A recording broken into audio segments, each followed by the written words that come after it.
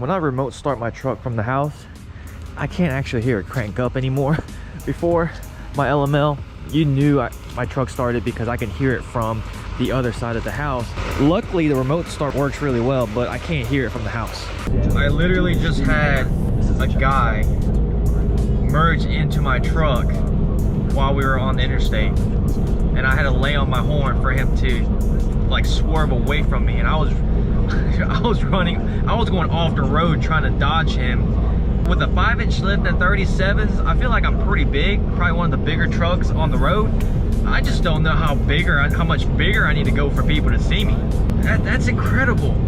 I can't believe he did that. Wow. That's shocking. Jeez. Figured out the problem, and the problem is my truck's just not loud enough. So let's get my previous video, let's get my reveal video to 10,000 likes so I can go ahead and straight pipe this thing and delete it and tune it. I think I need people to hear me on the road. I do need to get some horn blasters too, because yeah. All right, so here we have Chris's lift kit. This is Chris. Just waiting on the wheels and then we'll get this truck done. Powder coated. We've had it for about close to a month now, right? Month and a half. Just waiting for BCR wheels, and I don't even think Chris is able to get an update on when the BCR wheels are going to be ready. Same thing with Mark, because he ordered some wheels from them too around the same time. He can't get an answer, but I understand it's because of COVID. However, there are some Fox 2.0 reservoir shocks that actually would bolt right onto my truck. But here's the dilemma. Rough Country changed the shocking mount on the bottom side, right? So if we take this, all right, so if we look, the top would bolt on, no problem. But if we look on the bottom, it looks like that, in which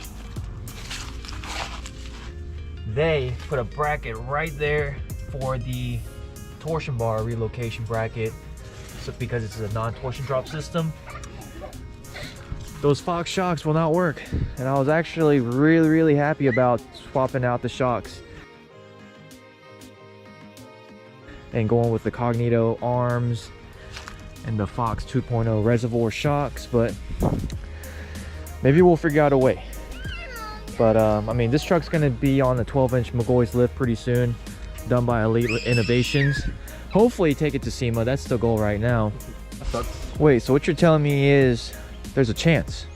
You're telling me there's a chance? So you're telling me there's a chance?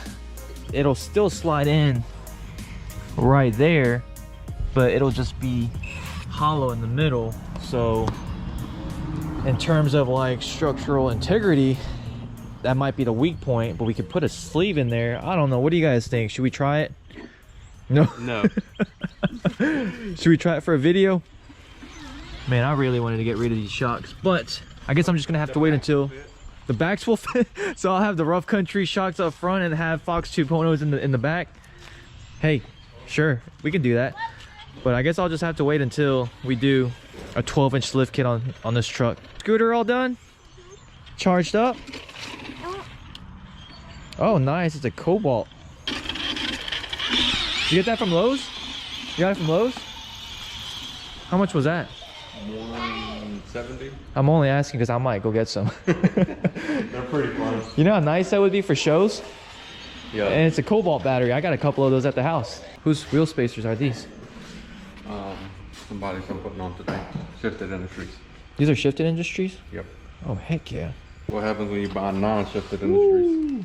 The eBays or something? I don't know what they But they're so-called hub-centric, it seems so flimsy. It's not supposed to be like that, is it? Yeah. It is? Oh.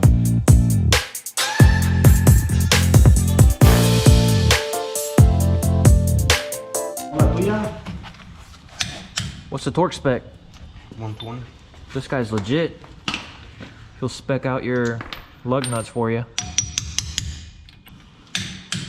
Most places don't do that. No. They just put it on with the impact. I don't trust these. Nor the air. Yeah. They could be faulty.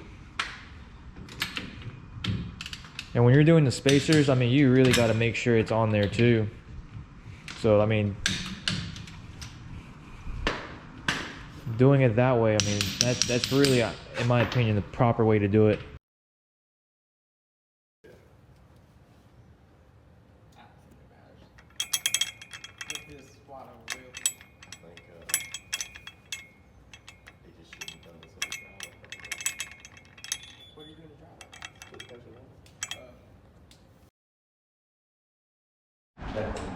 What do you think? Good? Oh yeah, look at that stance. So most of the times, if you have a GM, people will either put a 2-inch spacer or like 1.5-inch spacer, because whenever you put a lift kit, it pushes the track width out even more up front. So putting the wheel spacers in the back will most of the times even that out. So if we come over on this side, it might be kind of hard to tell, but the front sticks out a little bit more. It's kind of hard to tell here, but if we look at the tread, yeah, front's definitely sticking out about like 2 inches if you look at the tread. But yeah, putting the 2-inch spacers will even that out. I've always put spacers in the back, and if you do it properly and if you get good spacers, you won't have any issues. And like Armando just said, you're really supposed to check them every oil change. I check them every oil change. Tour, inspect them, make sure there's no broken studs. True, because I've had 4 broken studs before. And you won't have a wheel flying off in there. So. Heck no, I almost did. Almost did. No, on my other truck. Yeah, almost. I was driving home and my truck started skipping. I was like, that's not right. Yeah, it was scary. I just want to do a little size comparison. I know it's not fair. These are street tires. He just got the truck lifted about a week ago at, no, he got the truck lifted a couple weeks ago at Elite Innovations in North Augusta. And these are, wow, I can't find them. 305, 40. Yeah, so these are 305s. I think they measure up to maybe like 32s, maybe 33s, because they're street tires. But it does have the McGaughy 7 to 9 inch kit. Mine's a 5-inch lift with 37s. My truck towers over this truck, but like I said, I got 37s. These are about 31, 32s. So 7-inch lift, 5-inch lift, but these trucks are just so big from the factory nowadays. But once he puts at least like 35s, he'll be sitting pretty much at the same height as me. But if he puts 37s, he might be a little taller than me. But wow, just look at that size difference on these newer trucks versus an LML. I still can't believe this is my truck, and I absolutely love it. And I can't wait for it to just sit taller on a 12-inch lift. And actually, I'm in the process. I've been talking to Phil at Fast Headlights. We're gonna be rebuilding the headlights. He's gonna do a switchback LEDs inside for me, and we're gonna just black out the inside. And I'm gonna get the mirrors painted. Thinking about doing switchbacks for the mirror. I'm not really sure yet though, because I do like how everything, all the amber kind of ties in together. So I might just leave it kind of amber. Leave the factory cab lights amber, leave the side amber, and then get the Boostautoparts, or I might get Phil to retrofit the Boostautoparts for me and maybe do this white. What do you guys think? Maybe just do the top amber and everything up front will be white. Let me know in the comments below what you guys think. What is that? Lighting free. Oh, nice. How much extra? Oh, it's 37? Yeah, they're 37. Yeah, they're 37s. You thought they were 35s? Yeah. But if you look from here, look how much taller my truck is. Did you set this at 7 inches? 7 inches. 7 inches? Set at 7? Yeah. So he probably needs 35s, huh? Yeah. So 35s will probably bump him up pretty close to my truck. Yeah, he's got some new ones on the way. Yeah. This is an LML, right? LMM. Because LMM. Oh, okay. Because when I park next to Ricky's on 7 to 9 inch, Ricky's, his is what, 9 inch? 8? Yeah, he's set at 9. 9. Because my truck was pretty much even with Ricky's. So, do you want yours to sit tall like mine? You want yours to sit tall like mine? Yeah. I can't wait to murder mine out. I like the stance. I like how wide yours is. Mine's not wide yet. I think I'm gonna do 14 wide wheels, 24 by 14, because I love the stance. Another day, another vlog. The clips that you guys just watched were from last year. Yeah, they were from about a week ago. To finish this video off, I want to explain to you guys a little bit more about the Fox shock situation. But first, we got 2 more orders going out. These are 2 hats stopping by the post office before they close to drop these off. And I just want to thank every single one of you guys for supporting jwmotorsportsco.com, purchasing hats, shirts, even rock lights. I think our rock lights are super bright. Armando at Elite Innovations did do an installation of 8-piece, which that will be on the next video that's going to get posted. Honestly, thank you guys so much for all your support. And with that being said, we want to give away stuff for January. We're going to be giving away 1 kryptonite part a week. So this week is going to be tie rods. So anybody who has a GM 1500, 2500, doesn't matter what year it is, once we pick the winner, we'll reach out to you and figure out what kind of vehicle you have. We'll go ahead and order the kryptonite tie rods based on your year, make, and model.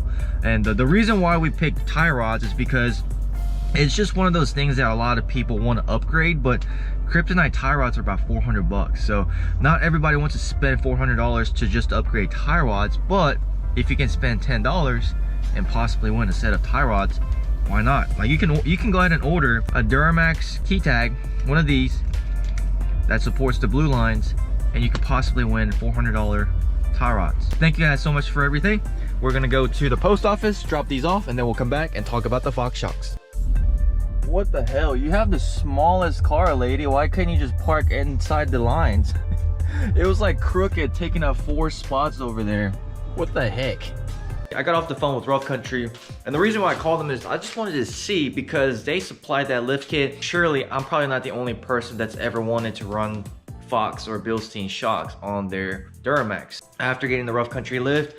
And also, you got to remember that not everybody likes Rough Country lift. A lot of people are a fan of Fox and Bilstein shocks. That's just how it is. So I gave him a call. I said, hey, look, I ordered some Fox Reservoir shocks for the truck, knowing that I was going to upgrade the shocks to those once I put the lift kit on. And then we realized that the mounting position is a little bit different. It's a little bit altered. They basically told me that they realized that, and let me just show you. So luckily I still have my lift kit from my old truck, my LML. This is a 6.5 inch BDS lift kit that I got when I bought my LML. But this would be this body style, and the 2020, the shocks are pretty much the same. So you got that at the top, and then you have, wait a minute, I could put these on the 2020. We might be doing that. These are probably better than the Rough Country shocks I got. Yeah, so if you remember, the reservoir shocks, the mounting is like this, but maybe we'll figure out a way. Cool, so on the bright side, I just found out that I can use these and put that on the 2020 and get rid of the Rough Country shocks. So after looking at BDS, their shocks are the same way. However, if you're looking at just the leveling kit, the kryptonites, those will bolt onto the factory lower control arm. So yeah, you need shocks like that if it's just a leveling kit. But BDS is the same way because it's non-torsion drop. As far as Zone goes, they don't have a lot of pictures. Zone's gotten pretty bad about their website. Yeah, so Zone, if you look right there. Hey guys, today we're on to the full width. Oh yeah, there it is. Come on. Yeah, so even with Zone, because it's non-torsion drop, or this is a torsion drop, you need shocks like that. I guess all in all, in conclusion, if you are getting either a BDS or a Rough Country, just remember that the mounting position on the lower control arm is going to be a little bit different.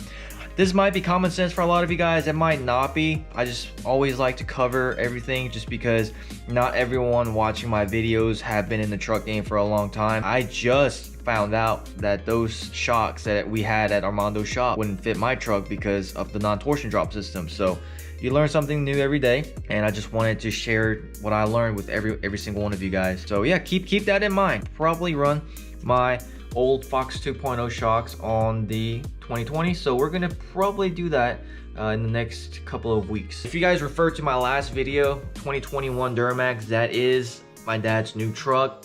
And obviously we're not going to keep it stock. Knowing me, I'm going to want to do stuff to it with, you know, his permission, because I don't want to just work on his vehicle. So we are doing a Kryptonite full front end leveling kit.